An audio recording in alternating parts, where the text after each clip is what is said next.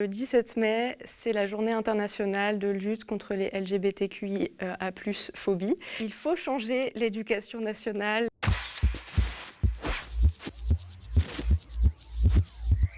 Je m'appelle Léo, je suis doctorant en anthropologie et de temps en temps prof en fac. Je m'appelle Tim, je suis professeur de français dans un lycée de Seine-et-Marne. Queer-Éducation est une association qui est née en novembre 2019. Souvent, quand on essuie des commentaires homophobes, transphobes à l'école, ils ne sont accompagnés d'aucun soutien dans un premier temps psychologique et puis d'aucune sanction.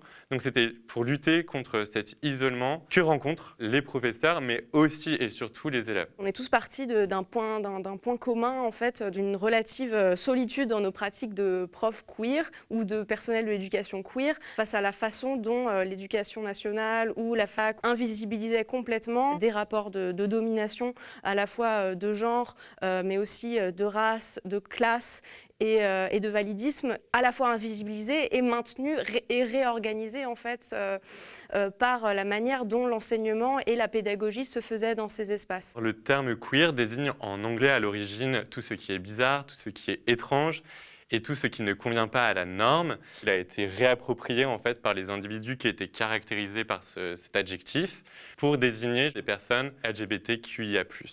Peu avant la reprise des cours à 13 h, c'est tout le lycée Fénelon qui s'est tu pour une minute de silence. Le suicide de Fouad, adolescente transgenre, a été très mal vécu par les lycéens. En décembre dernier, une jeune femme trans s'est suicidée. Elle était lycéenne. Elle s'appelait Fouad ou Avril. Je crois qu'elle ne s'était pas encore décidée sur ce prénom. Ses proches et ses amis qui la soutenaient en fait, ont partagé par la suite sur les réseaux sociaux des informations et des vidéos qui montraient en fait, qu'elle avait subi de la transphobie au sein de son établissement. À la suite de son décès, nous avons rédigé une lettre au personnel de l'éducation nationale que nous avons diffusée ensuite sur notre blog Mediapart. Et nous avons en outre partagé une fiche écrite par plusieurs membres de l'association. On donnait tout simplement des conseils à des personnels de l'éducation qu'on imagine en fait finalement tellement peu formés que ne sachant pas comment réagir, ne sachant pas comment soutenir en fait ces élèves pour qui les questions de leur transidentité se posent. À l'adolescence, à un moment où tout est encore plus lourd et angoissant. Ce dont on s'est rendu compte, c'était que souvent, ce n'étaient pas les élèves qui entre eux étaient parfois le plus maltraitants, mais c'était aussi les personnels éducatifs qui n'étaient pas suffisamment formés sur ces questions-là. Il y a très peu d'informations sur cette thématique-là au sein des équipes éducatives. Le 17 mai, c'est la journée internationale de lutte contre les LGBTQIA+ phobies. Jean-Michel Blanquer va faire paraître un rapport sur la lutte contre la transphobie et les transphobies dans l'éducation nationale. Nous avons participé à sa rédaction. Dans ce rapport, nous donnons des conseils pour organiser des formations, notamment auprès des personnels de l'éducation, qui seraient obligatoires et que l'ensemble des personnels de l'éducation nationale auraient à suivre. Nous attendons d'en avoir la version finale pour savoir si effectivement les choses qui étaient annoncées et qui chercheraient à être mises en œuvre le seront. Ce que l'on pointe et ce qui nous inquiète, c'est toujours en fait l'absence de moyens de l'éducation nationale pour mettre en place des choses. Ce que vivent les personnels éducatifs en ce moment, c'est beaucoup de maltraitance institutionnelle. Donc parfois, on a l'impression en fait, que la lutte contre les discriminations, elle s'ajoute à une autre charge qui est déjà dure à mener. Mais en fait, cette lutte contre les discriminations, elle propose un cadre plus plaisant pour les élèves et elle les considère vraiment comme des individus à part entière. En réaffirmant finalement les singularités de chacun, on peut réussir à trouver une entente collective. En fait, la violence, ça peut être verbale.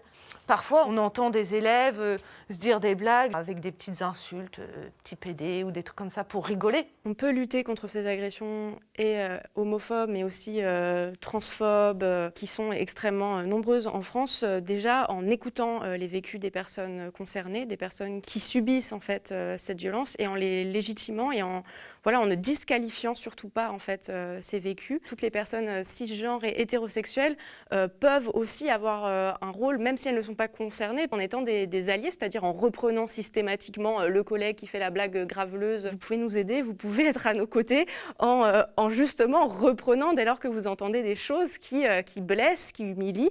Ces agressions sont souvent le fait de l'ignorance. La meilleure manière en fait de lutter contre ces a priori et ces préjugés, c'est l'éducation, notamment de mettre un peu à l'heure française cette notion d'intersectionnalité qui interroge en fait de manière plus large les rapports de domination dans la société, aussi de réussir à se former efficacement sur ces questions-là pour avoir en fait des outils à mettre en œuvre de manière très pratique devant nos classes. Il faut changer l'éducation nationale et plus largement la manière dont les pédagogies sont considérées en France. On a commencé à mettre en place à Cours Éducation des ateliers de partage en fait, de personnel de l'éducation sur des thématiques multiples. Donc nous avons créé un site internet. Ce site, il est à destination à la fois des personnels éducatifs, des élèves, mais aussi des parents. Il va en fait présenter plusieurs sections qui offre à la fois des ressources théoriques, mais aussi des ressources pratiques. Une bibliothèque queer qui permet de donner des références à des professeurs ou des personnels de l'éducation qui voudraient